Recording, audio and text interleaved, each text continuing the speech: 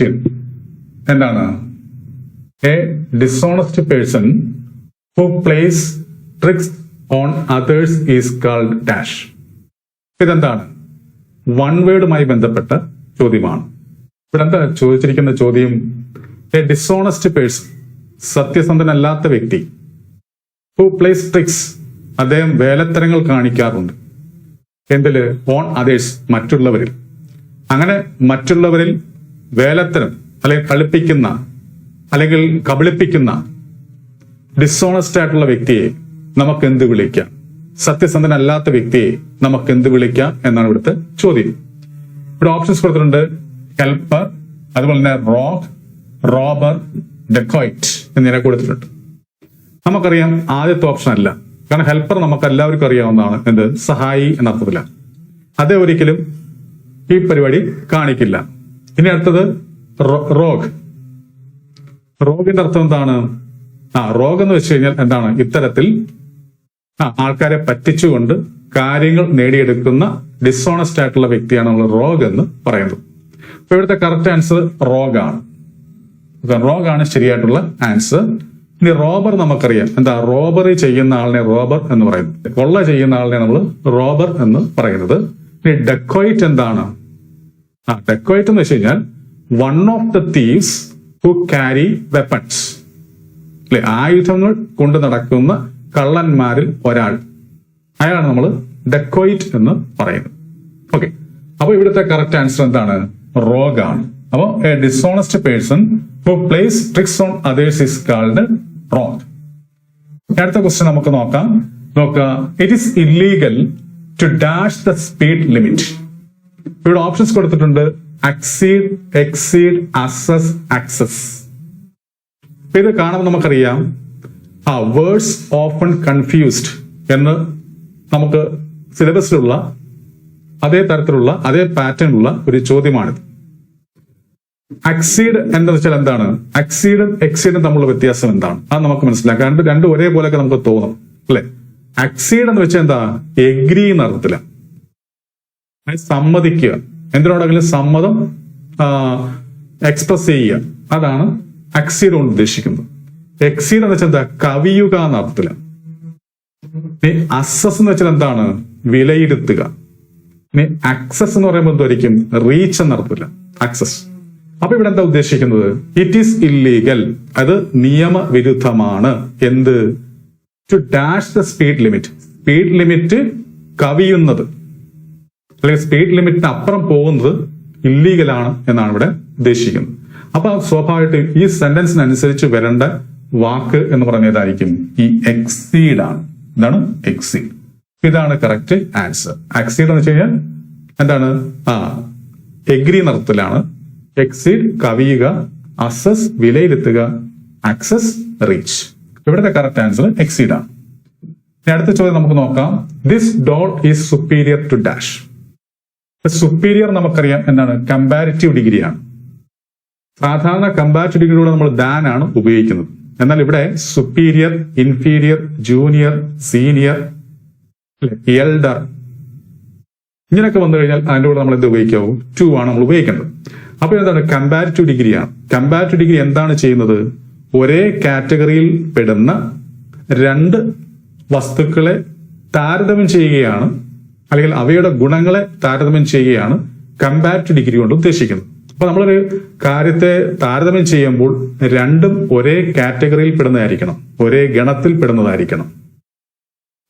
അത് മനസ്സിലായിക്കൊണ്ട് വേണം നമ്മൾ ഇതിന്റെ ആൻസർ എഴുതാൻ. ഇവിടെ എന്തിനെ കുറിച്ച് നമ്മൾ പറയുന്നത്? ഡോളിനെ കുറിച്ചാണ് പറയുന്നത്. അപ്പൊ ഡോളിനെ വെച്ചാണ് നമ്മൾ താരതമ്യം ചെയ്യുന്നത്. അപ്പൊ ഇവിടെ ഒരു ഡോളിനെ കുറിച്ച് പറയുന്നുണ്ട്. അപ്പം ഇവിടെ എന്ത് തന്നെ ആയിരിക്കണം? ഡോൾ തന്നെ ആയിരിക്കണം. അങ്ങനെ ആകുമ്പോൾ ഇവിടെ നോക്കുമ്പോൾ ഇവിടെ അസ് എന്ന് നോക്കുമ്പോൾ അതെന്താണ്? വ്യക്തികളെയാണ് പറയുന്നത്. അസ് എന്ന് പറയുന്നത് പേഴ്സൺസ് ആണ്. അതായത് ഞങ്ങൾ അല്ലെങ്കിൽ നമ്മൾ, നമ്മളെ എന്നൊക്കെയാണ് അസിന്റെ അർത്ഥം. അപ്പൊ ഇത് പേഴ്സൺസുമായി ബന്ധപ്പെട്ടാണ്, ഇത് വരില്ല. ഇനി മൈ വരുമോ? വരാമായിരുന്നു. എങ്ങനെ ആയിരുന്നെങ്കിൽ ഇതിന് ശേഷം, മൈക്ക് ശേഷം ഡോൾ എന്നുണ്ടായിരുന്നുവെങ്കിൽ കറക്റ്റ് ആവും. എങ്ങനെ? This doll is superior to my doll. എന്റെ ഡോളിനേക്കാളും സുപ്പീരിയർ ആണ് ഈ ഡോൾ. പക്ഷെ ഇവിടെ മൈ മാത്രം വന്നു കഴിഞ്ഞാൽ ആൻസർ ശരിയാവുന്നില്ല, അല്ലെ? ഇത് തെറ്റാണ്.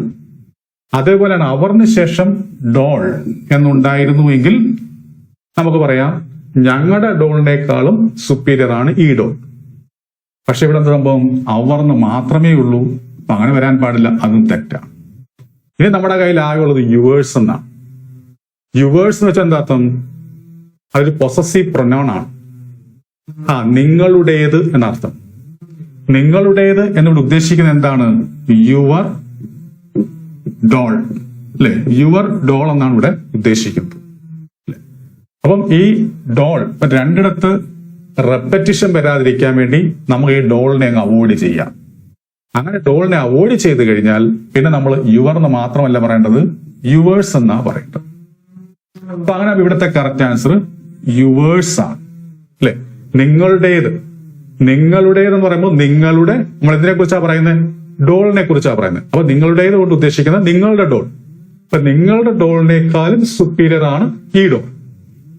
അപ്പൊ ആരർത്ഥമാണ് വരേണ്ടത്? അങ്ങനെയാകുമ്പോൾ ഇവിടുത്തെ കറക്റ്റ് ആൻസർ എന്തായിരിക്കും? സി എന്ന് പറയുന്ന ഓപ്ഷനാണ്. ഇതാണ് ശരിയായിട്ടുള്ള ആൻസർ. ഓക്കെ, അപ്പൊ this doll is superior to yours എന്നുള്ളതാണ് കറക്റ്റ് ആൻസർ. ഇനി അടുത്ത ചോദ്യം നമുക്ക് നോക്കാം. Dash yesterday's fire there are many rumors in the bazaar. Bazaar നമുക്കറിയാം എന്താണ്?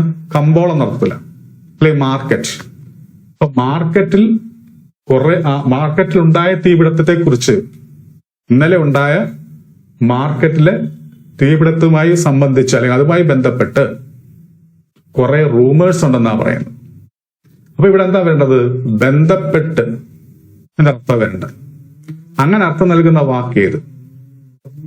ബീയിങ് ആണോ? അല്ല. ബേണിംഗ് ആണോ? അല്ല. ഫയറിംഗ് ആണോ? അല്ല. പിന്നെന്തായിരിക്കും? കൺസേണിങ് എന്നാണ്, അല്ലെ? കൺസേൺ എന്ന് പറയുന്നത് ബന്ധപ്പെടുക എന്നർത്ഥമല്ല, കൺസേൺ അല്ലെങ്കിൽ ബന്ധപ്പെട്ട എന്നർത്ഥമല്ല, കൺസേൺ കൊണ്ട് ഉദ്ദേശിക്കുന്നു. അപ്പൊ ഇവിടെ കറക്റ്റ് ആൻസർ സി എന്ന് പറയുന്ന ഓപ്ഷനാണ്, അല്ലെ? അപ്പോ concerning dash yesterday's fire there are many rumors in the bazaar. അപ്പൊ ഇതാണ് കറക്റ്റ് ആൻസർ. ഇനി അടുത്ത ചോദ്യം നമുക്ക് നോക്കാം. I dash my reading yet. ഇവിടെ എന്തൊക്കെയാണ് ഓപ്ഷൻസ് കൊടുത്തിട്ടുള്ളത് നോക്കാം. ഫിനിഷ്ഡ് എന്ന് കൊടുത്തിട്ടുണ്ട്, ഡിഡിന്റ് ഫിനിഷ് എന്ന് കൊടുത്തിട്ടുണ്ട്, ഹാവ് ഫിനിഷ്ഡ് എന്ന് കൊടുത്തിട്ടുണ്ട്, ഹാവ് ഇൻ ഫിനിഷ്ഡ് എന്ന് കൊടുത്തിട്ടുണ്ട്, അല്ലെ? അപ്പൊ ഇവിടെ നമുക്ക് എങ്ങനെ ആൻസറിലേക്ക് എത്താൻ പറ്റും? നമ്മൾ നോക്കുക, ഇവിടെ യെറ്റ് എന്ന് കൊടുത്തിട്ടുണ്ട്. യെറ്റ് എന്ന് പറയുന്ന വാക്ക് നമുക്ക് രണ്ട് രീതിയിൽ ഉപയോഗിക്കാൻ പറ്റും. ഒന്ന് ആഡ്വർബായിട്ട് ഉപയോഗിക്കാൻ പറ്റും, അടുത്തതോ കൺജങ്ഷൻ ആയിട്ട് നമുക്ക് ഉപയോഗിക്കാം. കൺജങ്ഷൻ നമുക്കറിയാം, രണ്ട് വാക്കുകളെയോ അല്ലെങ്കിൽ രണ്ട് ക്ലോസുകളെയോ അല്ലെങ്കിൽ രണ്ട് സെന്റൻസുകളെയോ ബന്ധപ്പെടുത്തുന്ന വാക്കിനെയാണ് നമ്മൾ കൺജങ്ഷൻ എന്ന് പറയുന്നത്. അപ്പൊ യെറ്റിനെ നമുക്ക് കൺജങ്ഷൻ ആയിട്ട് ഉപയോഗിക്കാം. അങ്ങനെ വരുമ്പോൾ യെറ്റിന്റെ അർത്ഥം എന്തായിരിക്കും? കൺജങ്ഷൻ ആയിട്ട് ഉപയോഗിക്കുമ്പോൾ യെറ്റിന്റെ അർത്ഥം എങ്കിലും എന്നാണ് അർത്ഥം. എന്താണ് എങ്കിലും? ഒരു കോൺട്രാക്ടറി സ്റ്റേറ്റ്മെന്റിനെ സൂചിപ്പിക്കാൻ നമ്മൾ കൺജങ്ഷൻ ആയിട്ട് എന്തുപയോഗിക്കുന്നത്? യെറ്റ് ഉപയോഗിക്കുന്നത്. എന്നാൽ ഈ സെന്റൻസിൽ അങ്ങനെ എന്തിനെങ്കിലും യോജിപ്പിക്കുന്നുണ്ടോ? ഇത് ഒറ്റ സെന്റൻസ് ആണ്. അപ്പൊ സ്വാഭാവികമായിട്ടും ഈ യെറ്റ് ഇവിടെ എന്തായിട്ടാണ് ഉപയോഗിച്ചിരിക്കുന്നത്? ആഡ്വർബായിട്ടാണ് ഉപയോഗിച്ചിരിക്കുന്നത്. എന്താണ്? ആഡ്വർബായിട്ടാണ് ഉപയോഗിച്ചിരിക്കുന്നത്. ആഡ്വർബായിട്ട് ഉപയോഗിക്കുമ്പോൾ യെറ്റിന്റെ അർത്ഥം എന്തുമായിരിക്കും? ഇതുവരെ ആയിട്ടും എന്നാണ് അർത്ഥം. ഇതാണ് ഇതുവരെ ആയിട്ടും എന്നാണ് അർത്ഥം. ഇനി നമ്മൾ മനസ്സിലാക്കേണ്ട കാര്യം, ഇത്തരത്തിൽ യെറ്റ് ആഡ്വർബായി വരുന്നത് എങ്ങനെയുള്ള സെന്റൻസിലായിരിക്കും? നെഗറ്റീവ് മീനിങ് ഉള്ള സെന്റൻസിലായിരിക്കും. ഓക്കെ, നെഗറ്റീവ് മീനിങ്ങിലുള്ള സെന്റൻസിലായിരിക്കും യെറ്റ് ആഡ്വർബായിട്ട് വരിക. അപ്പൊ സ്വാഭാവികമായിട്ടും ഇവിടെ വരേണ്ട വെർബ് അല്ലെങ്കിൽ ഇവിടെ നമ്മൾ കൂട്ടിച്ചേർക്കേണ്ട വെർബിന്റെ കൂടെ നെഗറ്റീവ് മീനിങ് ഉള്ള വാക്കും കൂടെ വരണം. അതായത് നോട്ടിന്റെ ചെറിയ രൂപം, നോട്ടോ അല്ലെങ്കിൽ നോട്ടിന്റെ ചെറിയ രൂപമായി ഇൻറ്റോ വരണം. എങ്കിൽ മാത്രമേ അർത്ഥം ശരിയാവത്തുള്ളൂ. ഇവിടെ എന്താ ഉദ്ദേശിക്കുന്നത്? I dash my reading yet. ഞാൻ ഇതുവരെ ആയിട്ടും എന്റെ റീഡിംഗ്, എന്റെ വായന പൂർത്തീകരിച്ചില്ല എന്നാണ് ഇവിടെ ഉദ്ദേശിക്കുന്നത്. അപ്പൊ അങ്ങനെ ഇല്ല എന്നൊരു അർത്ഥമാണ് വരേണ്ടത്. അപ്പൊ നെഗറ്റീവ് സെൻസ് ആണ് വരേണ്ടത്. കാരണം ഇവിടെ യെറ്റ് ആഡ്വർബായിട്ട് നിൽക്കുന്നു. അതിന്റെ അർത്ഥം എന്താണ്? ഞാൻ പറഞ്ഞു, എന്താണ്? ഇതുവരെ ആയിട്ടും. അപ്പൊ നമുക്കിനി നോക്കേണ്ടത്, ഇത്രയും മനസ്സിലാക്കി കഴിഞ്ഞാൽ നമ്മുടെ പരിപാടി കുറച്ച് കുറഞ്ഞു, നമ്മുടെ എഫർട്ട് കുറയും. കാരണം ഇതിനകത്ത് നമ്മൾ നോക്കേണ്ടത് ഇനി നെഗറ്റീവ് സെൻസിലുള്ള ഓപ്ഷൻസ് ആണ് നോക്കേണ്ടത്. ഇവിടെ നോക്കാം ഫിനിഷ്ഡ് പോസിറ്റീവ് ആണ്, എന്നാൽ ഡിഡിന്റ് ഫിനിഷ് എന്ന് പറയുമ്പോൾ നെഗറ്റീവ് ആണ്. ഹാവ് ഫിനിഷ് എന്ന് പറയുമ്പോൾ അതും പോസിറ്റീവ് ആണ്, എന്നാൽ ഹാവിന്റ് ഫിനിഷ് എന്ന് പറയുമ്പോൾ നെഗറ്റീവ് ആണ്. ഇനി ഇതിനകത്ത് ഏതാണ് വരേണ്ടത് അത് മനസ്സിലാക്കണമെങ്കിൽ നമ്മൾ യെറ്റുമായി ബന്ധപ്പെട്ട് യെറ്റ് ആഡ്വർബായിട്ട് നിൽക്കുമ്പോൾ അതുമായി ബന്ധപ്പെട്ട് ഒരു റൂളും കൂടെ പഠിച്ചേ പറ്റത്തുള്ളൂ. അതെന്താണ്? ഇത്തരത്തിൽ ഒരു സെന്റൻസിൽ യെറ്റ് ആഡ്വർബായി വരികയും അങ്ങനെ വരികയാണെങ്കിൽ അവിടുത്തെ സെന്റൻസ്, ആ സെന്റൻസിലെ ടെൻസ് ഫോം എന്തായിരിക്കണം? പ്രസന്റ് പെർഫെക്റ്റ് ടെൻസ് ഫോം ആയിരിക്കണം. പ്രസന്റ് പെർഫെക്റ്റ് ടെൻസ് ആയിരിക്കണം അവിടെ വരേണ്ടത്. അപ്പൊ പ്രസന്റ് പെർഫെക്റ്റ് ടെൻസ് എന്ന് വെച്ചാൽ എന്താണ്? Subject plus has or have plus V3 plus object. ഈ രീതിയിലായിരിക്കണം വരേണ്ടത്. അതായത് അവിടുത്തെ verb form has or have plus V3 എന്നായിരിക്കണം വരേണ്ടത്. അതാണ് പ്രസന്റ് പെർഫെക്റ്റ് ടെൻസിന്റെ കൺസ്ട്രക്ഷൻ. ഇതെല്ലാം നമ്മൾ എപ്പോഴാണ് പരിഗണിക്കേണ്ടത്? യെറ്റ് ആഡ്വർബായി വരുമ്പോൾ. യെറ്റ് ആഡ്വർബായി വരുന്ന സെന്റൻസിൽ അവിടുത്തെ ടെൻസ് ഫോം എന്തായിരിക്കണം? പ്രസന്റ് പെർഫെക്റ്റും ആയിരിക്കണം. അവിടുത്തെ സെന്റൻസ് ഏത് മീനിങ്ങും ആയിരിക്കണം? നെഗറ്റീവ് മീനിങ്ങും ആയിരിക്കണം. അങ്ങനെ വന്നിരിക്കുന്നത് ഇവിടെ ഏത് മാത്രമേ ഉള്ളൂ? ഈ ഹാവിന്റ് ഫിനിഷ്ഡ് എന്ന് പറയുന്ന സംഭവം മാത്രമേ ഉള്ളൂ. അങ്ങനെയാകുമ്പോൾ നമ്മുടെ കറക്റ്റ് ആൻസർ ഈ ഡി എന്ന് പറയുന്ന ഓപ്ഷനാണ്. ഓക്കെ, അപ്പൊ I haven't finished my reading yet. ഇതാണ് കറക്റ്റ് ആൻസർ, ഡി എന്ന് പറയുന്ന ഓപ്ഷൻ. അടുത്ത ചോദ്യം നമുക്ക് നോക്കാം. I dash for you till you come back. ഇവിടെ എന്താ ഉദ്ദേശിക്കുന്നത്? ടില്ലിന്റെ അർത്ഥം എന്താ? ടിൽ വരെ എന്നർത്ഥം. ടിൽ അല്ലെങ്കിൽ അൺടിൽ എന്നൊക്കെ പറയുമ്പോൾ എന്താ അർത്ഥം? വരെ എന്നർത്ഥം. എപ്പോൾ വരെ? യു കം ബാക്ക്, നീ തിരിച്ചു വരുന്നിടം വരെ. അതായത് നീ തിരിച്ചു വരുന്നിടം വരെ ഞാൻ നിനക്ക് വേണ്ടി വെയിറ്റ് ചെയ്യാമെന്നാണ് ഇവിടെ ഉദ്ദേശിക്കുന്നത്.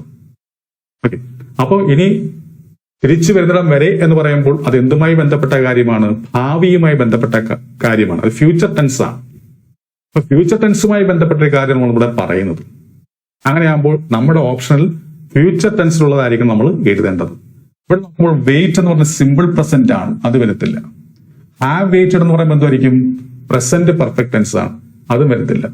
വെയിറ്റഡ് എന്ന് പറയുമ്പോൾ സിമ്പിൾ പാസ്റ്റ് ആണ്, അതും വരത്തില്ല. നമുക്ക് വരേണ്ടത് ഫ്യൂച്ചർ ടെൻസ് ആണ്. ഫ്യൂച്ചർ ടെൻസിന്റെ സഹായക്രിയകൾ എപ്പോഴും എന്തായിരിക്കും? വിൽ ഓർ ഷാൾ, അതായിരിക്കും പൊതുവെ. പിന്നെ മേ വരാം, ക്യാൻ വരാം. ഓക്കെ, അപ്പൊ വിൽ ഓർ ഷാൾ അങ്ങനെ ഉണ്ടോ എന്ന് നോക്കുക.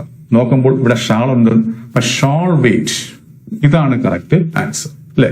അപ്പോ I shall wait for you till you come back.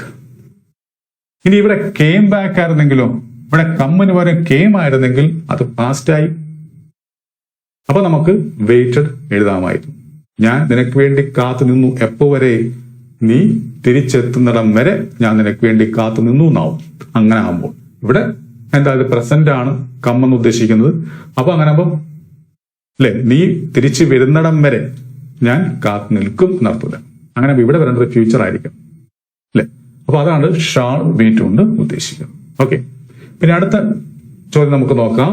He dash Madras by 2 o'clock tomorrow. അപ്പൊ ഇവിടെ നമ്മൾ നോക്കുമ്പോൾ ടുമോറോ എന്ന് പറയുമ്പോൾ എന്താണ്? ഭാവിയുമായി ബന്ധപ്പെട്ട കാര്യമാണ് അല്ലെ? ഫ്യൂച്ചർ ടെൻസ് ആണ് ടുമോറോ അല്ലെ? അപ്പൊ ഫ്യൂച്ചർ ടെൻസ് ആകുമ്പോൾ തീർച്ചയായിട്ടും ഇവിടെ വരേണ്ടതും ഫ്യൂച്ചർ ടെൻസിലുള്ള വെർബായിരിക്കണം. ഇവിടെ നമ്മൾ നോക്കുമ്പോൾ റീച്ചസ് എന്ന് പറയുമ്പോൾ എന്താണ്? പ്രസന്റ് ടെൻസ് ആണ്. റീച്ച് എന്ന് പറയുമ്പോൾ എന്താണ്? സിമ്പിൾ പാസ്റ്റ് ആണ്. എന്നാൽ വില്ലും ഷാളും വന്നിട്ടുണ്ട്. അപ്പൊ ഇത് രണ്ടും എന്താണ്? ഇത് രണ്ടും ഫ്യൂച്ചർ ടെൻസ് ആണ്. ഇനി ഇവിടെ വില്ല് ഉപയോഗിക്കുമോ അതോ ഷാൾ ഉപയോഗിക്കും? ഇതാണ് പ്രശ്നം. അതെങ്ങനെയാണ് നമ്മൾ മനസ്സിലാക്കേണ്ട കാര്യം? നമുക്കറിയാം എന്താണ്? ഫ്യൂച്ചർ ടെൻസിൽ നമ്മൾ വില്ലൻ ഷാൾ ഉപയോഗിക്കുന്നത് സബ്ജക്റ്റിന്റെ പേഴ്സൺസിനെ അടിസ്ഥാനപ്പെടുത്തിയാണ് അല്ലെ? എന്തിനെ അടിസ്ഥാനപ്പെടുത്തിയാണ്? പേഴ്സൺസിനെ അടിസ്ഥാനപ്പെടുത്തിയാണ്. നമുക്കറിയാം പേഴ്സൺസ് എന്ന് പറയുമ്പോൾ ഇംഗ്ലീഷിൽ 3 എണ്ണമാണ്. First person, second person, third person. First person subject എന്ന് പറയുമ്പോൾ ഏതൊക്കെയാ? ഐയും വിയുമാണ്. സെക്കൻഡ് പേഴ്സൺ സബ്ജക്ട് എന്ന് പറയുമ്പോൾ യു ആണ്. പിന്നെ തേർഡ് പേഴ്സൺ എന്ന് പറയുമ്പോൾ ഈ ഐയും വിയും യു ഒഴിച്ച് ബാക്കിയെല്ലാം തേർഡ് പേഴ്സൺ ആണ്. വേണമെങ്കിൽ ഞാൻ എഴുതാം he, she, they, it, etcetera. നമുക്ക് അവസാനമില്ല. അതായത് ഐയും വിയും യു ഒഴിച്ച് ഫസ്റ്റ് പേഴ്സണും സെക്കൻഡ് പേഴ്സൺ ഒഴിച്ച് ഈ പ്രപഞ്ചത്തിലുള്ള എല്ലാം എന്തായിരിക്കും? തേർഡ് പേഴ്സൺ ആയിരിക്കും. നമുക്ക് ലിമിറ്റ് ഇല്ലാത്തതുകൊണ്ട് എക്സെട്ര എന്നിടാനേ നമുക്ക് പറ്റത്തുള്ളൂ. അപ്പൊ ഇവിടെ നമ്മൾ മനസ്സിലാക്കേണ്ട കാര്യം, ഇനി നമ്മൾ മനസ്സിലാക്കേണ്ട എന്താണ്? ഇത്തരത്തിൽ ഫസ്റ്റ് പേഴ്സൺ വരികയാണെങ്കിൽ നമ്മുടെ സബ്ജക്റ്റ് ഫസ്റ്റ് പേഴ്സൺ വരികയാണെങ്കിൽ പൊതുവെ ജനറൽ സെൻസിൽ അല്ലെങ്കിൽ സിമ്പിൾ സെൻസിൽ നമ്മൾ എന്ത് ഉപയോഗിക്കാവൂ? ഷാളെ ഉപയോഗിക്കാവൂ ഫസ്റ്റ് പേഴ്സൺ വരുമ്പോൾ. എന്നാൽ സെക്കൻഡ് പേഴ്സണോ തേർഡ് പേഴ്സണോ വരുമ്പോൾ നമ്മൾ ഇത് ഉപയോഗിക്കണം, വിൽ ഉപയോഗിക്കണം ജനറൽ സെൻസിൽ. ഇവിടെ നോക്കുമ്പോൾ ഇവിടെ സബ്ജക്ട് ഏതാ? ഹി ആണ്. ഈ ഹി എന്ന് പറയുന്നത് എന്താണ്? തേർഡ് പേഴ്സൺ ആണ്. ഇപ്പൊ സെക്കൻഡ് പേഴ്സണോ തേർഡ് പേഴ്സണോ വരുമ്പോൾ നമ്മൾ ഇത് ഉപയോഗിക്കാവോ? വില്ല് ഉപയോഗിക്കാവൂ. അങ്ങനെ നമ്മുടെ correct answer will have reach. Okay. എന്നാൽ ഇവിടെ ഷുവർട്ടിയെ സൂചിപ്പിക്കുന്ന, ഉറപ്പിനെ സൂചിപ്പിക്കുന്ന എന്തെങ്കിലും ഇവിടെ വാക്കുണ്ടായിരുന്നുവെങ്കിൽ, അങ്ങനെ ഇപ്പൊ ഷുവർലി അല്ലെങ്കിൽ സർട്ടൻലി എന്നൊക്കെയുള്ള വാക്കുകളുണ്ടെങ്കിൽ തിരിച്ചു വരും. ഷുവർട്ടിയെ സൂചിപ്പിക്കുമ്പോൾ നമ്മുടെ നിയമം മാറും. ഫസ്റ്റ് പേഴ്സൺ വരുന്ന സമയത്ത് നമ്മൾ വില്ല് ഉപയോഗിക്കും, സെക്കൻഡ് പേഴ്സണും തേർഡ് പേഴ്സണും വരുന്ന സമയത്ത് നമ്മൾ ഷാൾ ഉപയോഗിക്കും. ഇവിടെ അങ്ങനെ വാക്കുകൾ ഇല്ലാത്തത് കൊണ്ട് ഇത് ജനറൽ സെൻസ് ആണ്. ഇവിടെ സബ്ജക്ട് തേർഡ് പേഴ്സൺ ആണ്. തേർഡ് പേഴ്സൺ വരുവാണെങ്കിൽ നമ്മൾ എന്ത് ഉപയോഗിക്കാവൂ? വില്ലേ ഉപയോഗിക്കാവൂ. അങ്ങനെ നമ്മുടെ കറക്റ്റ് ആൻസർ എ എന്ന് പറയുന്ന ഓപ്ഷനാണ്. ഓക്കെ. ഇനി അടുത്ത ചോദ്യം നോക്കുക. When she open the door she dash A terrible snake. ഈ പാറ്റേൺ ഉള്ള ചോദ്യം കാണുമ്പോൾ നമ്മൾ ഷോർട്ട് ട്രിക്കിൽ പഠിച്ചു വെച്ചിട്ടുണ്ട്. എന്ത്? ഇത്തരത്തിൽ വെന്നിൽ തുടങ്ങുന്നത് സിമ്പിൾ പാസ്റ്റ് ആണെങ്കിൽ തുടങ്ങേണ്ട ഭാഗം പാസ്റ്റ് പെർഫെക്റ്റ് ആയിരിക്കണം നമ്മൾ അങ്ങനെ പഠിച്ചു വെച്ചിട്ടുണ്ട്. എന്നാൽ എല്ലായിടത്തും നമുക്കത് അപ്ലൈ ചെയ്യാൻ പറ്റത്തില്ല. അത് നമ്മൾ അപ്ലൈ ചെയ്യുന്ന എപ്പോഴായിരിക്കും? ഈ പറയപ്പെടുന്ന രണ്ട് വെർബുകൾ തമ്മിൽ കാലതാമസം ഉള്ളപ്പോൾ മാത്രമാണ് നമ്മൾ ആദ്യം നടന്നതിന്റെ കൂടെ പാസ്റ്റ് പെർഫെക്റ്റും രണ്ടാമതിന്റെ കൂടെ നമ്മൾ സിമ്പിൾ പാസ്റ്റും ഉപയോഗിക്കുന്നത്. എന്നാൽ ഇവിടെ അത് വർക്കൗട്ട് ആവത്തില്ല. കാരണം എന്താ? ഇത് രണ്ടും ഒരേ സമയത്ത് നടന്ന കാര്യം. ഏത്? When she open the door, അവൾ ഡോർ തുറന്നപ്പോൾ അവൾ കണ്ടു എന്തിനെ? ഒരു പാമ്പിനെ കണ്ടു, സ്നേക്കിനെ കണ്ടു. അപ്പൊ ഇത് രണ്ടും ഒരേ സമയത്ത് നടന്നേ. അങ്ങനെ ഒരേ സമയത്ത് നടക്കുമ്പോൾ നമ്മൾ സിമ്പിൾ പാസ്റ്റ് ഇവിടെയും എഴുതാവും, അല്ലെ? അപ്പൊ ഇവിടെ നമ്മൾ സിമ്പിൾ പാസ്റ്റ് ടെൻസ് ആയിരിക്കണം എഴുതേണ്ടത്. ഇപ്പൊ സിയുടെ സിമ്പിൾ പാസ്റ്റ് ഏതാണ്? സോ. ഇതാണ് കറക്റ്റ് ആൻസർ. പലരും ചിലപ്പോൾ ഹാഡ് സീൻ എഴുതി വെക്കും, അത് തെറ്റിപ്പോവും. അപ്പൊ അവിടുത്തെ അർത്ഥം മനസ്സിലാക്കി ഇത് രണ്ടും ഒരേ സമയത്താണ് നടന്നത്. അങ്ങനെ ഒരേ സമയത്ത് നടന്നാണെങ്കിൽ സിമ്പിൾ പാസ്റ്റ് നിലനിർത്തുക. എന്നാൽ വ്യത്യസ്ത സമയങ്ങളാണെങ്കിൽ അതിലേതാണ് ആദ്യം നടന്നത് അത് നോക്കുക. അതിന്റെ കൂടെ നമ്മൾ പാസ്റ്റ് പെർഫെക്റ്റിൽ എഴുതുക. ഓക്കെ. അപ്പൊ ഇവിടുത്തെ കറക്റ്റ് ആൻസർ സോ ആണ്. ഇനി അടുത്ത ചോദ്യം നമുക്ക് നോക്കാം. Choose the correct indirect narration. Reporter സ്പീച്ചുമായി ബന്ധപ്പെട്ട ചോദ്യമാണ്. പക്ഷെ ഇവിടുത്തെ ചോദ്യം എന്താണ്? റിപ്പോർട്ട് ചെയ്യാനൊന്നും ചോദിക്കുന്നില്ല. പകരം ആ ഫോർമാറ്റിലുള്ള, അതായത് റിപ്പോർട്ടർ സ്പീച്ച് തന്നു കഴിഞ്ഞാൽ അതേ ഫോർമാറ്റിലുള്ള ഒരു ഓപ്ഷൻ ഏതാണ് അത് കണ്ടെത്താനാണ് പറഞ്ഞിരിക്കുന്നത്. ഇവിടെ നോക്കുമ്പോൾ he said to me, he told me, he told me, he asked me. അപ്പൊ ഇവിടെ എല്ലാം എന്താണ്? പറഞ്ഞു, ചോദിച്ചു എന്നൊക്കെയാണ്. അപ്പൊ ഇത് പാസ്റ്റ് ടെൻസിലെ കാര്യമാണ് പറയുന്നത്. അങ്ങനെയാണെങ്കിൽ ഇവിടെ വരേണ്ടത് രണ്ടാമത്തെ ഭാഗവും ഏത് ടെൻസ് ആയിരിക്കണം? പാസ്റ്റ് ടെൻസിലായിരിക്കണം. അങ്ങനെ പാസ്റ്റ് ടെൻസിൽ വന്നിരിക്കുന്ന ഏതൊക്കെയാണ് നമ്മൾ ആദ്യം കണ്ടെത്തുക. നോക്കുമ്പോൾ ഇവിടെ വാസ് വാട്ടറിംഗ് ആണ് ഇവിടുത്തെ വെർബ്. ഇതെന്താണ്? പാസ്റ്റ് കണ്ടിന്യൂസ് ടെൻസ് ആണ്. അപ്പോൾ നമുക്ക് ഇതിനെ തൽക്കാലം പരിഗണിക്കാം. ഇനി അങ്ങനെ വല്ലതും ഉണ്ടോ നോക്കുക. നോക്കുമ്പോൾ ഇവിടെ ഈസ് വാട്ടറിംഗ് എന്നാണ്. ഈസ് വാട്ടറിംഗ് എന്ന് പറയുമ്പോൾ അത് പ്രസന്റ് കണ്ടിന്യൂസ് ആണ്. അപ്പൊ ഇത് പറ്റത്തില്ല, പ്രസന്റ് ടെൻസ് വരാൻ പാടില്ല. അപ്പോൾ നമുക്ക് തുടക്കത്തിലെ ബി എ അങ്ങ് വെട്ടിക്കളയാം. ഇനി നമ്മൾ നോക്കേണ്ടത് ഇവിടെ നോക്കാം വാസ് വാട്ടറിംഗ്.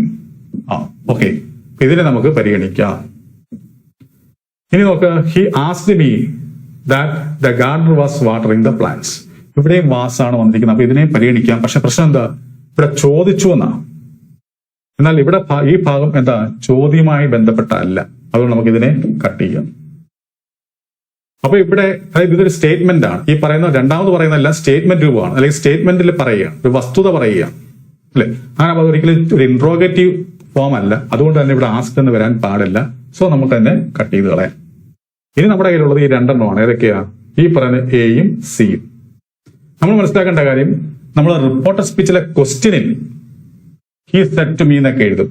എന്നാൽ അതിനെ റിപ്പോർട്ട് ചെയ്ത് കഴിഞ്ഞാൽ ഈ സെഡ് ടുവിനെ മാറ്റി ആ സ്ഥാനത്ത് നമ്മൾ എന്ത് ചെയ്യണം? ടോൾഡ് എന്നാക്കണം. ഇവിടെ അങ്ങനെ സെഡ് ടു എന്ന് വന്നതുകൊണ്ട് ഇത് തെറ്റാണ്. എന്നാൽ ഇവിടെ നോക്കുക, ടോൾഡ് എന്ന് വന്നിട്ടുണ്ട്. അപ്പൊ അങ്ങനെ ആകുമ്പോൾ ഇതാണ് കറക്റ്റ് ആൻസർ. ഏത്? He told me that the Gardner was watering the plants, അല്ലെ? അപ്പൊ നമ്മുടെ കറക്റ്റ് ആൻസർ എന്ന് പറയുന്നത് ഏതായിരിക്കും? ഈ പറയുന്ന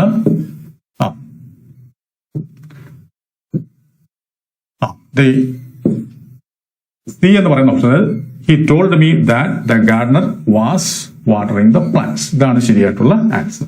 ഓക്കെ, ഇനി നമുക്ക് അടുത്ത ക്വസ്റ്റ്യൻ നമുക്ക് നോക്കാം. നോക്കുക, he hardly knows anybody in the colony dash. അപ്പൊ ഇതെന്താ കാണുമ്പോഴേ നമുക്കറിയാം ഇതാണ് ക്വസ്റ്റ്യൻ ടാഗുമായി ബന്ധപ്പെട്ട ഒരു ചോദ്യമാണ്. ഇതിന്റെ ക്വസ്റ്റ്യൻ ടാഗ് നമുക്ക് എങ്ങനെ എഴുതാം? നമ്മൾ ആദ്യം നോക്കേണ്ട ക്വസ്റ്റ്യൻ ടാഗുമായി ബന്ധപ്പെട്ട ഒരു ചോദ്യം വരുമ്പോൾ നമ്മൾ ആദ്യം ചെയ്യേണ്ട എന്താണ്? തന്നിരിക്കുന്ന സെന്റൻസ് പോസിറ്റീവ് ആണോ നെഗറ്റീവ് ആണോ എന്ന് നോക്കണം. ഇവിടെ നോക്കുമ്പോൾ ഹാർഡ്ലി എന്ന് പറയുന്ന വാക്ക് വന്നിട്ടുണ്ട്. ഹാർഡ്ലി. ഈ ഹാർഡ്ലി എന്ന് പറയുമ്പോൾ അതെന്താണ്? നെഗറ്റീവ് സെൻസ് ആണ്. എന്നാൽ ഹാർഡ് എന്ന് വരുമ്പോൾ, ഹാർഡ് എന്നാണെങ്കിൽ പലർക്കും തെറ്റും. ഹാർഡ് എന്നാണെങ്കിൽ അതെന്താണ്? ഒരു ആഡ്വർബ് ആണ്. ഓക്കെ, ഇപ്പൊ നെഗറ്റീവ് മീനിങ് അല്ല, കഠിനമായി എന്ന അർത്ഥമാണ് ഇവിടെ വരിക. അപ്പൊ ഹാർഡ് വന്നു കഴിഞ്ഞാൽ നമ്മൾ പോസിറ്റീവായിട്ട് കണക്കാക്കാവും.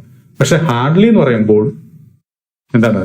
അത് നെഗറ്റീവ് ആണ്, നെഗറ്റീവ് സെൻസ് ആണ്. അപ്പൊ നമുക്ക് തന്നിരിക്കുന്ന സെൻസ് നെഗറ്റീവ് ആണെന്ന് മനസ്സിലായി. അപ്പൊ നമ്മുടെ ടാഗ് പോസിറ്റീവ് ആയിരിക്കണം. ഇവിടെ തന്നിരിക്കുന്നതിനകത്ത് പോസിറ്റീവ് ആയിട്ടുള്ള ടാഗുകൾ ഏതൊക്കെ, അത് നമ്മൾ ആദ്യം കണ്ടെത്തുക. നോക്കുക, എ ഡസ് ഹി പോസിറ്റീവ് ആണ്, ഡിഡ് ഹിയും പോസിറ്റീവ് ആണ്. എന്നാൽ ഡസിന്റ് ഹിയും ഡിഡിന്റ് ഹിയും എന്താണ്? നെഗറ്റീവ് ആണ്. നമുക്ക് പോസിറ്റീവ് ടാഗ് ആണ് വരേണ്ടത്. ഇനി ഡസ് ഹി ആണോ ഡിഡ് ഹി ആണോ, അതെന്തിനെ ആശ്രയിച്ചാ? നമുക്ക് തന്നിരിക്കുന്ന സെന്റൻസ്, ആ സെന്റൻസിലെ സഹായക്രിയ അനുസരിച്ച. ഇവിടെ നോക്കുക, ഇവിടെ നോസ് എന്നാണ് വന്നിരിക്കുന്നത്. നോസ് എന്ന് പറയുമ്പോൾ അതിന്റെ കൂടെ എന്തുണ്ട്? ഡസ് പ്ലസ് നോയാണ്. ഡസ് പ്ലസ് നോ ആണ് നോസ്, അല്ലെ? അപ്പൊ ഇവിടെ ഡസ് ഉണ്ട്. അപ്പൊ അങ്ങനെ നമുക്ക് തീർച്ചയായിട്ടും ഇവിടുത്തെ കറക്റ്റ് ആൻസർ ഡസ് ഹി എന്ന് പറയുന്നത് ഇതാണ് ശരിയായിട്ടുള്ള ആൻസർ. ഓക്കെ, ഇനി അടുത്ത ചോദ്യം നോക്കുക, do as I say dash. അപ്പൊ ഇതും എന്താണ്? ക്വസ്റ്റ്യൻ ടാഗുമായി ബന്ധപ്പെട്ട ചോദ്യമാണ്. പക്ഷെ ഈ ചോദ്യത്തിന്റെ ഒരു പ്രത്യേകതയുണ്ട്. അതായത് നമുക്ക് തന്നിരിക്കുന്ന സെന്റൻസ് എന്ന് പറയുന്നത് എന്താണ്? ഡു എന്ന് പറയുന്ന വെർബിലാണ് തുടങ്ങിയിരിക്കുന്നത്. ഏതെങ്കിലും ഒരു സെന്റൻസ് വെർബിൽ തുടങ്ങുകയോ, പ്ലീസ് എന്ന് പറഞ്ഞിട്ട് തുടങ്ങുകയോ, പ്ലീസ് അല്ലെങ്കിൽ കൈൻഡ്ലി എന്ന് പറഞ്ഞിട്ട് തുടങ്ങുകയോ, അല്ലെങ്കിൽ ഡോണ്ട് എന്ന് പറഞ്ഞിട്ട് തുടങ്ങുകയോ ചെയ്യുകയാണെങ്കിൽ ആ സെന്റൻസ് എന്തായിരിക്കും? ഒരു ഇംപറേറ്റീവ് സെന്റൻസ് ആയി. ഇംപറേറ്റീവ് സെന്റൻസുകൾക്ക് എല്ലാം കൂടെ ചേർത്ത് 2 ക്വസ്റ്റ്യൻ ടാഗുകളേ ഉള്ളൂ പൊതുവെ. ഏതൊക്കെയാണ്? Will you, won't you. എന്താണ്? വിൽ യുയും വോണ്ട് യു. ഇവിടെ നോക്കുക, അങ്ങനെ വിൽ യു എന്നോ വോണ്ട് യു എന്നോ എല്ലാം കിടപ്പുണ്ടോ നോക്കുക.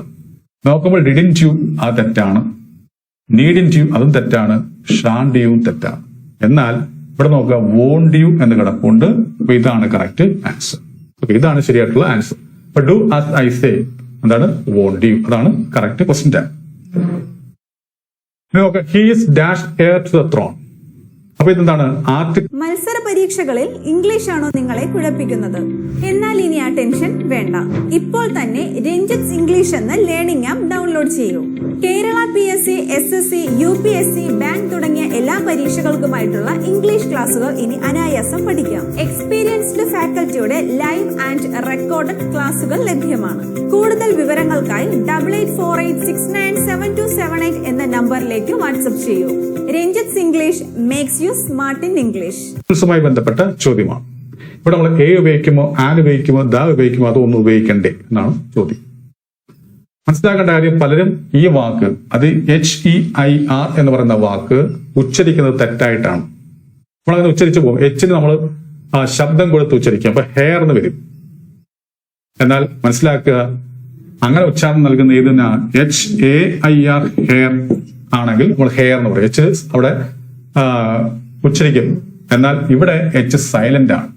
കാരണം ഇവിടുത്തെ സ്പെല്ലിംഗ് HEIR, അനന്തരാവകാശി എന്നാണ് അർത്ഥം. അപ്പൊ HEIR എന്ന് പറയുമ്പോൾ അവിടുത്തെ വാക്ക് എങ്ങനെയാ? ആ വാക്ക് എങ്ങനെയായിരിക്കണം ഉച്ചരിക്കേണ്ടത്?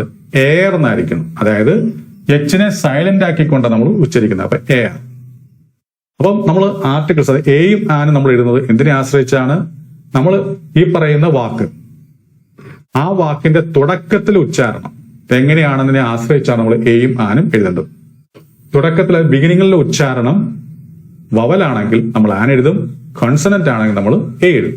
അപ്പൊ ഇവിടെ എയർ എന്ന് പറയുമ്പോൾ നമ്മൾ എ എന്ന് പറയുമ്പോൾ അത് ഏത് ഉച്ചാരണമാണ്? വവലിന്റെ ഉച്ചാരണമാണ്, വവൽ സൗണ്ട് ആണ്. അപ്പൊ നമ്മൾ സ്വാഭാവികമായിട്ട് ഇവിടെ ആൻ ആണ് വരേണ്ടത്, അല്ലെ? അപ്പൊ അങ്ങനെ ഇവിടുത്തെ കറക്റ്റ് ആൻസർ ആൻ ആണ്. ആണ് ശരിയായിട്ടുള്ള ആൻസർ. അപ്പം he is an heir to the throne എന്നുള്ളതാണ് ശരിയായിട്ടുള്ള ആൻസർ. അടുത്ത ചോദ്യം, dash more you read dash more you know. ഇതൊരു സ്ട്രക്ചർ, ഒരു കൺസ്ട്രക്ഷൻ ആണ് ഒരു സെന്റൻസിന്റെ. അത് എത്രത്തോളം നീ അത് ചെയ്യുന്നോ അത്രത്തോളം ആ ഒരു കിട്ടാൻ വേണ്ടി. ഇത് നമ്മൾ മനസ്സിലാക്കേണ്ട കാര്യം, ഇവിടെ മോർ എന്ന് പറഞ്ഞാണ് വന്നിരിക്കുന്നത്, മോർ മോർ. അങ്ങനെ വരുമ്പോൾ അതിന്റെ തൊട്ടുമുമ്പ് നമ്മൾ ഏതാണ് ഉപയോഗിക്കേണ്ടത്? ഡെഫിനിറ്റ് ആർട്ടിക്കിളായ ദായാണ് ഉപയോഗിക്കേണ്ടത്. ഇത്തരത്തിൽ ഒരു സെന്റൻസ് ആ സെന്റൻസിനെ രണ്ടായിട്ട് ഭാഗിക്കുന്നു. മറ്റേ ഫസ്റ്റ് എന്താണ് പാർട്ട് ഇത്തരത്തിൽ മോർ, അതായത് കമ്പാരിറ്റീവ് ഡിഗ്രി വരികയും അത് രണ്ടാമത്തെ അത്ര തുടങ്ങുന്നത് അങ്ങ് ഒരു കമ്പാരിറ്റീവ് ഡിഗ്രിയിലുമാണെങ്കിൽ ആ കമ്പാരിറ്റീവ് ഡിഗ്രീസിന്റെ തൊട്ടുമുമ്പ് നമ്മൾ എന്ത് ഉപയോഗിക്കണം? ദാ ഉപയോഗിക്കണം രണ്ടിടത്ത്. അപ്പൊ കറക്റ്റ് ആവും. അപ്പൊ ദാദ. അപ്പൊ അങ്ങനെ വന്നിരിക്കുന്നത് ഏതാ നോക്കാം, ഈ സി എന്ന് പറയുന്ന ഓപ്ഷനാണ്. അപ്പൊ ഇങ്ങനെ വരും, the more you read the more you no. എത്രത്തോളം നീ വായിക്കുന്നോ അത്രത്തോളം നിനക്ക് അറിവ് ഉണ്ടാകും എന്നാണ് ഉദ്ദേശിക്കുന്നത്. ഓക്കെ, അപ്പൊ ഇനി അടുത്ത ക്വസ്റ്റ്യൻ നമുക്ക് നോക്കാം. Mumbai is dash Manchester of India. ഇവിടെ എ ആൻഡ് ദ ന. നമ്മൾ നോക്കുമ്പോൾ മാഞ്ചസ്റ്റർ എന്ന് പറയുമ്പോൾ ഒരു പ്ലേസിന്റെ നെയിമാണ്. ഒരു പ്ലേസിന്റെ നെയിമിൽ സാധാരണ നമ്മൾ ആർട്ടിക്കിൾസ് ഉപയോഗിക്കാറില്ല.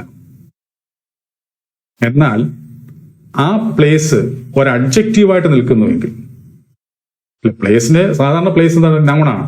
പക്ഷെ ഈ പറയപ്പെടുന്ന പ്ലേസ് ഒരു അഡ്ജക്റ്റീവായിട്ട് അഡ്ജക്റ്റീവിന്റെ റോളാണ് ചെയ്യുന്നതെങ്കിൽ തീർച്ചയായിട്ടും അതിന്റെ മുമ്പിൽ നമ്മൾ എന്ത് ഉപയോഗിക്കണം? ദ എന്ന് പറയുന്ന ഡെഫിനിറ്റ് ആർട്ടിക്കിൾ ഉപയോഗിക്കണം. ഇവിടെ നോക്കുമ്പോൾ ഈ മാഞ്ചസ്റ്റർ ഓഫ് ഇന്ത്യ എന്ന് പറയുന്ന അതിൽ മാഞ്ചസ്റ്റർ കൊണ്ട് ഉദ്ദേശിക്കുന്നത് എന്തിനെ വിശേഷിപ്പിക്കാനാണ്? മുംബൈ എന്ന് പറയുന്ന നമ്മുടെ സ്ഥലത്തെ, നമ്മുടെ രാജ്യത്ത് സ്ഥലമായ പ്ലേസായ മുംബൈ, ആ മുംബൈയെ വിശേഷിപ്പിക്കാൻ വേണ്ടിയുള്ള മാഞ്ചസ്റ്റർ എന്ന് പറഞ്ഞ പ്ലേസ് ഉപയോഗിച്ചിരിക്കുന്നത്. ഈ മാഞ്ചസ്റ്റർ ഇവിടെ എന്താണ്? അഡ്ജക്റ്റീവായിട്ടാണ് നിൽക്കുന്നത്.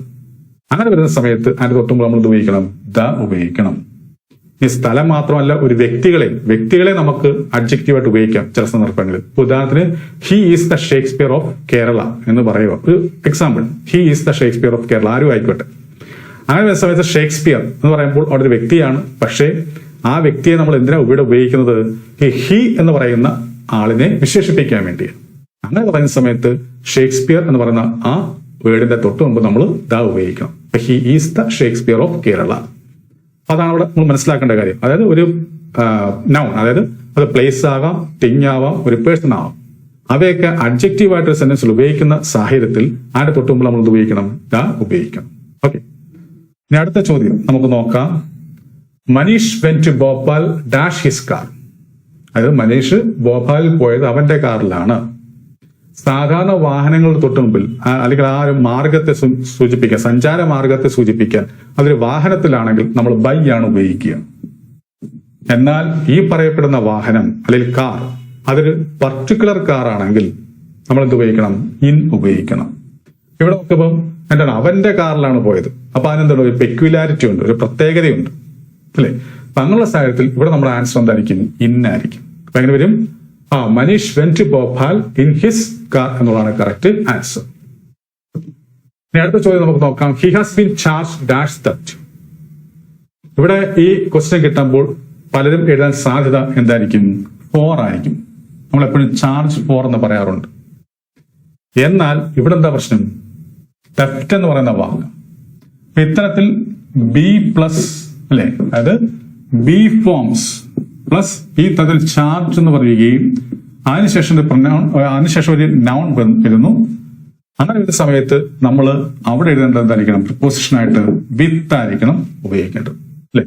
ഇവിടെ ഹി ഹാസ് ബീൻ ചാർജ് വിത്ത്. ഇതാണ് കറക്റ്റ് ആൻസർ. 4ഉം ഇന്നും ദായും വരില്ല. അപ്പൊ വിത്ത് ആണ് ശരിയായിട്ടുള്ള ആൻസർ. ഇനി അടുത്ത ചോദ്യം നോക്കുക. I want to buy a bike dash I can reach the office on time. ഇവിടെ എന്താ ഉദ്ദേശിക്കുന്നത്? I want to buy a bike.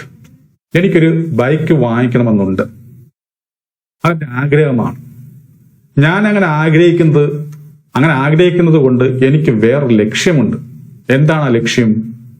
എനിക്ക് എന്ത് ചെയ്യണം? കൃത്യസമയത്ത്, ഓൺ ടൈം എന്ന് വെച്ചാൽ കൃത്യസമയത്ത് എനിക്ക് ഓഫീസിൽ എത്തിച്ചേരാൻ പറ്റും. അപ്പോ എന്റെ ഉദ്ദേശം, എന്റെ പർപ്പസ് എന്താണ്? എനിക്ക് കൃത്യസമയത്ത് ഓഫീസിൽ എത്തുക എന്നുള്ളതാണ് എന്റെ പർപ്പസ്. അതുകൊണ്ടാണ് ഞാൻ ആഗ്രഹിക്കുന്നത്? ഒരു ബൈക്ക് വേണമെന്ന് ആഗ്രഹിക്കുന്നത്. അപ്പൊ ഇവിടെ ഫസ്റ്റ് സ്റ്റേറ്റ്മെന്റ് കൊണ്ട് എന്തിനെ ഉദ്ദേശിക്കുന്നു? ഒരു ലക്ഷ്യത്തെ കാണുന്നു. അത്തരത്തിൽ വരുമ്പോൾ അവിടെ നമ്മൾ ഉപയോഗിക്കേണ്ട കൺജങ്ഷൻ, കോറിലേറ്റീവ് കൺജങ്ഷൻ എന്ന് പറയുമ്പോൾ ഏതായിരിക്കണം? സോ ദാറ്റ് ആയിരിക്കണം. എന്തായിരിക്കണം? So that. ഇതാണ് കറക്റ്റ് ആൻസർ. അപ്പൊ അതിന് പർപ്പസിനെ സൂചിപ്പിക്കാൻ നമ്മൾ ഉപയോഗിക്കേണ്ടതാണത് സോ ദാറ്റ്. ഇനി ഒരു റിസൾട്ടിനെ സൂചിപ്പിക്കുമ്പോൾ നമ്മൾ സോ ദാറ്റ് ഉപയോഗിക്കും. അങ്ങനെ വരുമ്പോൾ ഈ സോയ്ക്കും ദാറ്റിനും ഇടയ്ക്ക് സ്പേസ് ഉണ്ടാവും. അതായത് സോ എന്ന് പറയുന്നത് ഒരു അഡ്ജക്റ്റീവിന്റെയോ അല്ലെങ്കിൽ ആഡ്വർബിന്റെയോ തൊട്ട് മുമ്പിലായിരിക്കും ഉപയോഗിക്കുക. ദാറ്റ് നെക്സ്റ്റ് സെന്റൻസ് തുടങ്ങുമ്പോൾ ദാറ്റ് ഉപയോഗിച്ച് നമ്മൾ പോകും. അതെന്താണ്? ആ റിസൾട്ടുമായി ബന്ധപ്പെട്ട് പറയുമ്പോഴാണ്. എന്നാൽ ഇവിടെ പർപ്പസിനെ സൂചിപ്പിക്കാൻ നമ്മൾ സോ ദാറ്റ് ഇതുപോലെ ഒരുപോലെ ചേർന്നിരിക്കും. അപ്പൊ ഇവിടെ പർപ്പസിനെ സൂചിപ്പിക്കുന്നതാണ് സോ. ഇവിടുത്തെ കറക്റ്റ് ആൻസർ ബി എന്ന് പറയുന്ന ഓപ്ഷനാണ്. ഇനി അടുത്ത ചോദ്യം നമുക്ക് നോക്കാം. She must weep dash she will die. അവൾ കരയണം. She will die. അവൾ മരിക്കും. ഇവിടുത്തെ ഉദ്ദേശിക്കുന്നത് അവൾ, ഇപ്പം പലരും അങ്ങനെയാണല്ലോ, നമുക്ക് വിഷമം വരുമ്പോൾ നമ്മൾ കരഞ്ഞ് തന്നെ എക്സ്പ്രസ് ചെയ്യണം. നമ്മൾ ആ വിഷമത്തെ അമർത്തി സപ്രസ് ചെയ്ത് വെക്കാൻ ശ്രമിച്ചു കഴിഞ്ഞാൽ അത് നമ്മുടെ ആരോഗ്യത്തെ ബാധിക്കും, അല്ലെ? നമുക്ക് ഡിപ്രഷനിലേക്കൊക്കെ പോകും. സോ അത് ഒരു എന്താണ് ഫാക്റ്റ് ആണ്. അതുകൊണ്ട് നമ്മൾ എക്സ്പ്രസ് ഏത് വികാരവും നമ്മൾ എക്സ്പ്രസ് ചെയ്യേണ്ടതാണ്, അല്ലെ? അപ്പൊ ഇവിടെ ഒരു ഉപദേശം കൊടുക്കുകയാണ്. എന്ത്? അവൾക്ക് എന്തോ സംഭവിച്ചു, അവൾ എന്ത് ചെയ്യണം? കരയണം. She will dye. കരഞ്ഞാലാണോ മരിക്കുന്നത്? അല്ല, കരഞ്ഞില്ലെങ്കിൽ മരിക്കുന്ന അർത്ഥമില്ല. She must weep. അവൾ കരയണം. അല്ലെങ്കിൽ ഷീ വിൽ ഡൈ. അവൾ മരിക്കും. അപ്പൊ ഇവിടെ അല്ലെങ്കിൽ എന്നൊരു അർത്ഥമാണ് വരേണ്ടത്. ആ അർത്ഥം നൽകുന്ന ഏതാണ്? ആൻഡ് തരത്തില്ല, ബട്ട് തരത്തില്ല, നോട്ട് വരില്ല. ഇത് വരും ഓർ. ഓർ അല്ലെങ്കിൽ ഓർ എൽസ് അല്ലെങ്കിൽ അൺലസ്. ഇതൊക്കെയാണ് അല്ലെങ്കിൽ എന്നൊരർത്ഥം നൽകുന്നത്. ഏതൊക്കെയാ? Or else, unless. ഇപ്പൊ ഈ ഓപ്ഷനിൽ, ഈ ക്വസ്റ്റിന്റെ ഓപ്ഷനായിട്ട് ചിലപ്പോൾ ഓർ എൽസ് ആയിരിക്കും നമ്മുടെ അടുത്ത പരീക്ഷയിൽ വരിക, അല്ലെങ്കിൽ അൺലെസ് എന്നായിരിക്കും നമ്മുടെ പരീക്ഷയിൽ വരിക. എവിടെയാലും കറക്റ്റ് ആണ്, അല്ലെ? അപ്പം ഷീ മസ്റ്റ് വീപ് അല്ലെങ്കിൽ അൺലെസ്സോ അല്ലെങ്കിൽ അതർവൈസ്. എന്ത്? അതർവൈസ്, അല്ലെ? അതർവൈസും വരാം. അപ്പൊ ഇത്തരത്തിലൊക്കെ വന്നു കഴിഞ്ഞാൽ അതായിരിക്കും നമ്മുടെ കറക്റ്റ് ആൻസർ. ഇവിടെ നമുക്ക് ഓർ വന്നിട്ടുണ്ട്. ഓർ ആണ് ശരിയായിട്ടുള്ള ആൻസർ, അല്ലെ? അപ്പൊ she must weep or she will dye. അടുത്ത ചോദ്യം നോക്കുക. Select the synonym for procrastinate. Procrastinate എന്ന് പറയുന്ന വാക്കിന്റെ സിനോണിമാണ് ഇവിടെ ചോദിച്ചിരിക്കുന്നത്. എന്താണ് പ്രോക്രാസ്റ്റിനേറ്റ് കൊണ്ട് ഉദ്ദേശിക്കുന്നത്? ഡിലേ ആയി വെക്കുക അല്ലെങ്കിൽ മാറ്റി വെക്കുക എന്നർത്ഥമില്ല. എന്തെങ്കിലും വെച്ച് താമസിപ്പിക്കുക അല്ലെങ്കിൽ എന്തെങ്കിലും മാറ്റി വെക്കുക. അതാണ് പ്രോക്രാസ്റ്റിനേറ്റ് കൊണ്ട് ഉദ്ദേശിക്കുന്നത്. അങ്ങനെ ഇവിടുത്തെ കറക്റ്റ് ആൻസർ ഏതായിരിക്കും? ലൈ ആണോ, ടീച്ച് ആണോ, ഡിലേ ആണോ, ആർഗ്യൂ ആണോ? ഏതായിരിക്കും? ഡിലേ ആയിരിക്കും. എന്താണ്? ഡിലേ. ഇവിടെ പോസ്റ്റ്പോൺ എന്നുണ്ടെങ്കിലും അത് കറക്റ്റ് ആൻസർ ആണ്. അപ്പൊ നമ്മുടെ ആൻസർ ആയിട്ട് വേണമെങ്കിൽ ഡിലേ വരാം അല്ലെങ്കിൽ പോസ്റ്റ്പോൺ വരാം. ഇത് രണ്ടും കറക്റ്റ് ആണ്. ഇവിടെ നമുക്ക് ഓപ്ഷൻ ഡിലേ ആണ് വന്നിരിക്കുന്നത്. ഇതാണ് ശരിയായിട്ടുള്ള ആൻസർ.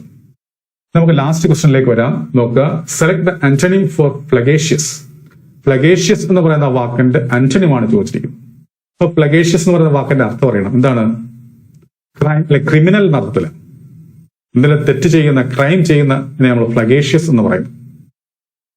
കള്ളത്തരം കാണിക്കുന്ന, വഞ്ചിക്കുന്ന ഒക്കെ അർത്ഥത്തില് ഫ്ലഗേഷ്യസ്. അപ്പൊ അങ്ങനെ ആകുമ്പോൾ ഇവിടെ അതിന്റെ ഓപ്പോസിറ്റ് എന്തായിരിക്കും? നിരപരാധി, അല്ലെ? അപ്പൊ ഇന്നസെന്റ് ആയിരിക്കും കറക്റ്റ് ആൻസർ. ഇനി എന്താണ് വാപ്പിഡ്? വാപ്പിഡ് എന്ന് വെച്ചാൽ എന്താ അർത്ഥം? ലാക്കിംഗ് ഇൻട്രസ്റ്റ് അല്ലെങ്കിൽ ലാക്കിംഗ് ലൈവ്ലിനെസ് അല്ലെങ്കിൽ ലാക്കിംഗ് എക്സൈറ്റ്മെന്റ്.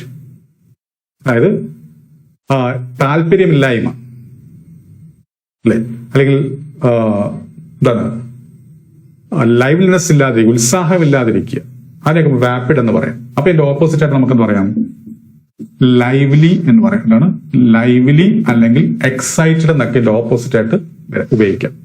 ഇഗ്നറന്റ് നമുക്കറിയാമല്ലോ, അപ്പം അത് വരില്ല. ഇത് അറിവില്ലാത്തത് നടത്തില്ല. ഇനി ഫ്രിവോലസ് എന്ന് വെച്ചാൽ അർത്ഥം? ഫ്രിവോലസ് എന്ന് വെച്ച് കഴിഞ്ഞാൽ അർത്ഥം ലാക്കിംഗ് സീരിയസ്നെസ്. ഒന്നിനെ സീരിയസ് ആയിട്ട് കാണാത്ത, വളരെ സില്ലി ആയിട്ട് കാണുന്ന, അത് നമ്മൾ ഫ്രിവോലസ് എന്ന് പറയുന്നത്. അപ്പൊ അതിന്റെ ഓപ്പോസിറ്റ് ആയിരിക്കും സീരിയസ് എന്നായിരിക്കും. അതായിരിക്കും സീരിയസ്, ഗൗരവമുള്ളത്. ഓക്കെ, അപ്പൊ ഇത്രയും ചോദ്യങ്ങളാണ് നമ്മൾ ഈ ക്ലാസ്സിൽ പഠിച്ചത്. മത്സര പരീക്ഷ പരീക്ഷകളിൽ ഇംഗ്ലീഷ് ആണോ നിങ്ങളെ കുഴപ്പിക്കുന്നത്? എന്നാൽ ഇനി ആ ടെൻഷൻ വേണ്ട. ഇപ്പോൾ തന്നെ രഞ്ജിത്ത് ഇംഗ്ലീഷ് എന്ന ലേണിംഗ് ആപ്പ് ഡൗൺലോഡ് ചെയ്യൂ. Kerala PSC, SSC, UPSC, bank തുടങ്ങിയ എല്ലാ പരീക്ഷകൾക്കുമായിട്ടുള്ള ഇംഗ്ലീഷ് ക്ലാസുകൾ ഇനി അനായാസം പഠിക്കാം. എക്സ്പീരിയൻസ്ഡ് ഫാക്കൽറ്റിയുടെ ലൈവ് ആൻഡ് റെക്കോർഡഡ് ക്ലാസുകൾ ലഭ്യമാണ്. കൂടുതൽ വിവരങ്ങൾക്കായി 8848697278 എന്ന നമ്പറിലേക്ക് വാട്സ്ആപ്പ് ചെയ്യൂ. Ranjith English makes you smart in English.